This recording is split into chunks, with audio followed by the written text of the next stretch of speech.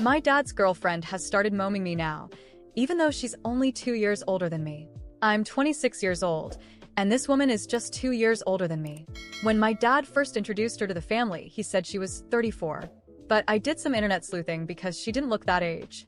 I thought I need to know who does her Botox because if she's really 34, she looks amazing. And well, she wasn't 34. Actually, when I first met her, she was only 24 and I was 22. They dated, broke up for 2 years, and I thought that was it. That I'd never see that woman again. Thank God. But no. Guess who showed up at my Thanksgiving dinner this year? Uninvited and unexpected? My sister. I mean, my stepmom. I don't even know. Obviously, there's always been a weird dynamic between us because she's practically my age and dating my dad. But we always managed to keep things polite and superficial. I never really tried to get to know her. Can you blame me? Usually, she kept to herself, stayed close to my dad, and understood how awkward the situation was. But that completely changed during our family trip this weekend. My dad, my sister, and I always go to his cabin one weekend a year just to hang out. It's a cute little family tradition. But imagine my surprise when I got there and saw none other than my dad's girlfriend. It even grosses me out to say that, considering the age gap. He didn't give us any warning. None. He didn't tell us she was coming. And honestly, if he wanted to bring her, fine. That's his choice. He can do whatever he wants. But at least give us a heads up, so we're not blindsided. And let's be honest, I never imagined this woman spending an entire weekend in the woods. She's basically my dad's sugar baby. He does everything for her, pays all her bills, buys her everything she wants. She only wears designer clothes, drives an expensive car that my dad bought for her. My dad never bought me or my sister a car that nice. She lives a life of luxury on my dad's dime. That girl looked like a baby deer getting out of the car, trying to walk on dirt and leaves in her Louboutins. Like, girl, I love Louboutins too, but there's a time and place for them. And a cabin in the woods is definitely not it. As soon as we got inside the cabin, she started acting weird, making it clear that my sister and I were from a totally different generation than her. For example, she started explaining to us what Vine was. She said something like, "Oh, back in my day, we had Vine instead of TikTok. It was the best. I wish you had the chance to experience it." And I was like, yeah, I did experience it. I had Vine. We're the same age. Later, my sister and I were just goofing around, teasing each other like sisters do. She suddenly came in and said, "Girls, stop it," in this super authoritative tone. I was like, Who? Who are you talking to? Because you cannot possibly be talking to me and my sister. I guess she thought we were fighting or something, but we couldn't help it. We burst out laughing. It was absolutely ridiculous. She was acting like we were 7-year-olds fighting over a toy. Then, when my sister was about to take a shower, she practically shoved her aside and said, "Wait. Before you shower, let me explain how it works because it can be really confusing. This is our family cabin, where we've spent weekends since we were little girls. We know how the shower works." But she spent the entire weekend talking to us like we were idiots. She also kept calling us the girls. Like, don't the girls look so cute tonight? Always cute, never pretty, beautiful, or anything else. Always cute. But the worst part was when my sister and I were watching a movie around 10:30 p.m. on Saturday night. She walked into the living room and said, "Okay, girls, it's bedtime." Bedtime? Since when do I have a bedtime? And I was still trying to be nice for my dad's sake. So I said, "Oh, we're just finishing this movie, and then we'll go to bed." And she replied, "No, that's not what I said. I said it's bedtime now. It's time for the adults to be awake and have some adult time without the kids around." Adults? Kids? You're 2 years older than me. You were dating my dad when you were younger than I am now. At that point, I lost it. I looked at her and said, "You can play house and live off my dad, but don't come in here and patronize me and my sister." I told her, "I don't want to fight with you, but I promise that's not a fight you want to start or one you'd win." She ran off crying to my dad about how mean I was to her. Like, girl, I've been polite to you for years even though this situation is weird. You should be grateful this is the first time I actually stood up to you. I don't even know what to do anymore because ignoring her doesn't seem like an option now. After that night at the cabin, I thought maybe my dad would understand my side. After all, I had always tried to keep the peace, even though this whole situation was ridiculous. But of course, I underestimated how much power this woman has over him. The next morning, the atmosphere was tense. My dad barely looked at me or my sister during breakfast, while she made a point to sit next to him, playing the victim. She didn't even try to hide her fake tears, clearly trying to manipulate him even more. My dad started in a firm tone. "We need to talk about what happened last night." I rolled my eyes. I knew a lecture was coming, but I didn't expect what he said next. "I don't know what's going on with you, but you need to start treating Amanda with more respect." Respect? I couldn't help but laugh. A bitter, disbelieving laugh. Respect?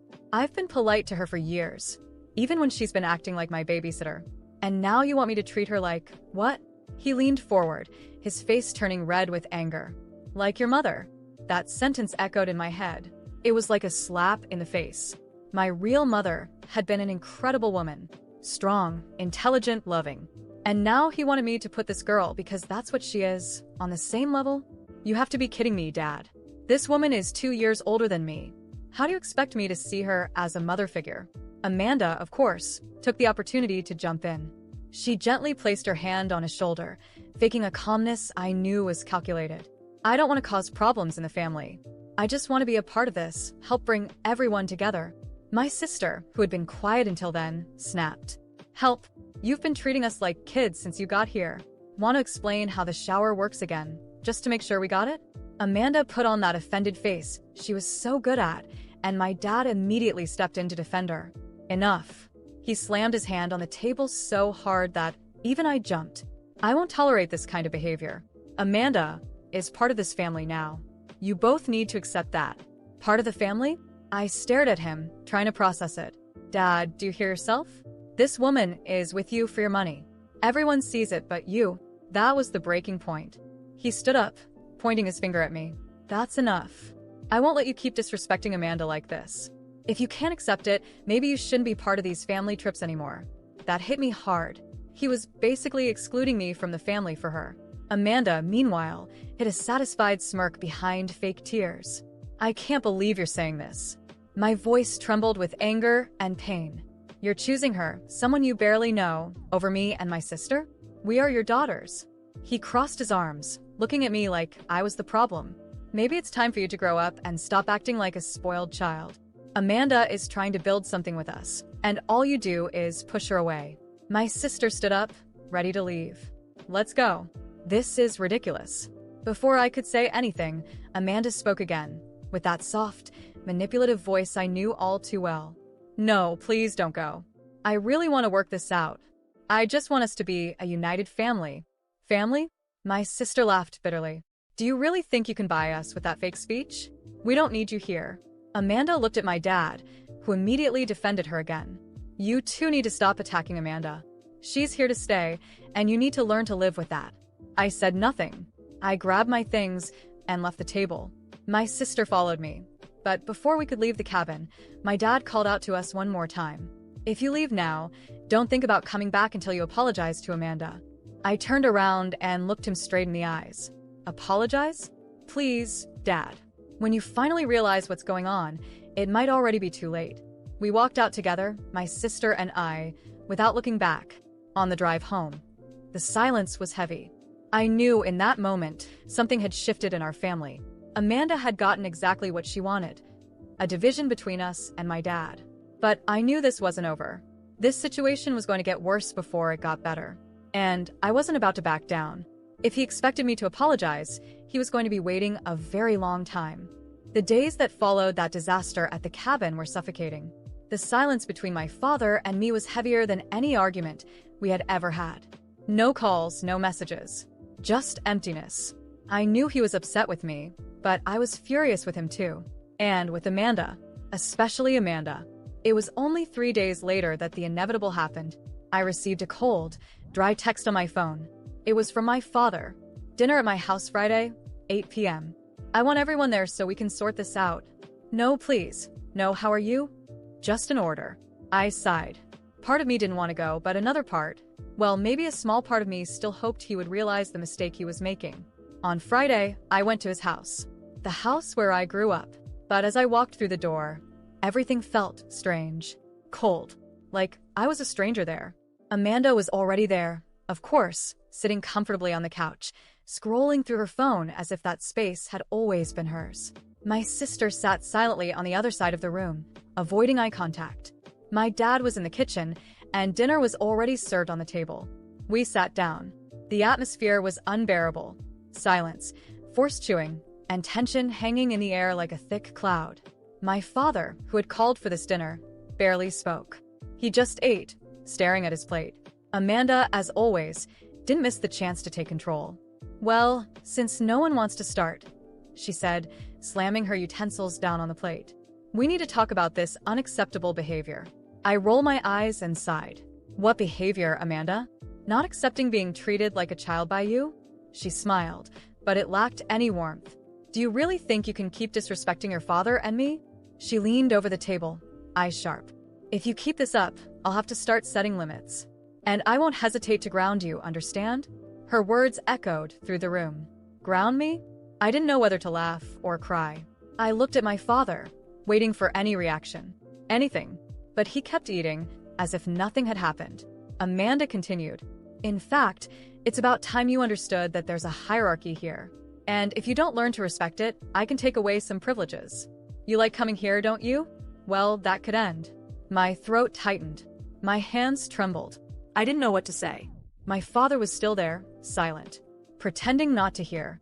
My voice came out weak, but full of pain. "Are you hearing this, Dad? Is this what you want for your family? Because I can't do this anymore." I stood up, so quickly the chair nearly fell over. "I'm leaving. I'm going far away. I can't stand watching you let her humiliate me like this. I can't listen to you compare my mother to this." I pointed at Amanda, who now looked at me with pure disdain. My sister's eyes widened, shocked by my outburst. Amanda, of course, just crossed her arms with that smug, victorious smile. I was just about to walk out when, for the first time that night, I heard my father's voice. "Wait." I stopped but didn't turn around. My tears were on the verge of falling. He slowly got up from the table. The silence was broken only by the heavy sound of his footsteps. "Amanda, leave." The room went silent. I turned around, unable to believe what I had just heard. Amanda, stunned, let out a nervous laugh. "Excuse me?" My father stared at her with a firmness I hadn't seen in years. "You heard me." Leave. Now. She froze for a moment, but then started laughing as if he were joking. "You can't be serious. After everything I'd done for you?" My father took a step forward. I said now. "No woman, no one, humiliates my daughter like that. No one." Amanda's eyes widened in shock. She looked at me, then at him, realizing he wasn't joking. "You'll regret this," she hissed before grabbing her purse and slamming the door on her way out. The house was completely silent. I stood there, frozen, not knowing what to say. My father ran a hand over his face, clearly exhausted. "I'm sorry," he mumbled, but that apology felt hollow. It didn't erase everything that had happened. It didn't change the fact that he only acted when he saw I was about to leave. "She's not the only problem, Dad." My voice was low but steady. "You let this happen. You put her above us." He didn't respond. He just stood there, staring at the floor. I took a step back. "I still need time. I don't know how long, but I can't stay here right now." Without waiting for an answer, I grabbed my things and walked out. The night was cold, but breathing in the crisp air felt like relief. I felt the tears falling, but I kept walking. My father had defended me, but the damage was already done. It took me a long time to forgive my father. But honestly, I think I needed to forgive myself first. The anger I felt toward him slowly faded over time, but it didn't disappear overnight. How could it? Not after everything that happened. But what started to eat away at me wasn't the anger, it was guilt. A quiet, suffocating guilt that grew day by day. I started noticing how my father had been since that night. He wasn't the same man anymore. The man who used to be confident and steady now seemed small, withdrawn. He moved slower, his eyes always downcast, as if he was carrying a weight he couldn't shake off. And that weight was Amanda. He never said anything, but I could see it. He was suffering. Suffering because he had sent her away, because he had chosen me and my sister over her. And even though he probably knew he did the right thing, it clearly came at a cost. I started wondering if I had done the right thing. If I had pushed too hard. Amanda was unbearable, manipulative. That's true. But did I really need to force my father to choose? Did I need to throw everything I thought about her in his face? Maybe not. Maybe I should have let him figure it out on his own. Because in the end, it wasn't my life. It was his. Seeing my father alone, withdrawn, slowly began to eat away at me. And the more time passed, the more I wondered if the choice he made was really out of love for me or out of fear of losing the only family he had left. And that hurts. It hurts more than I ever expected. And Amanda? Well, Amanda did what Amanda always does. She ran. It didn't take long for her to disappear. I heard she moved back in with her mother in another city, tried to stay in touch with some people here, but no one wanted anything to do with her. The mask had fallen off. She lost what mattered most to her, the financial security my father provided. And I wonder if she ever actually cared about him, or if it was all just convenience. Maybe she missed the comfort, the stability, or maybe not. Maybe to her, my father was just another failed investment. But honestly, that doesn't matter anymore. What matters is what was left behind. And what was left was this emptiness between my father and me. An emptiness that time hasn't fully erased. I moved on, but I never looked at him the same way again. And I don't think he ever looked at me the same either. Maybe because, deep down, we both know there were no winners in this story.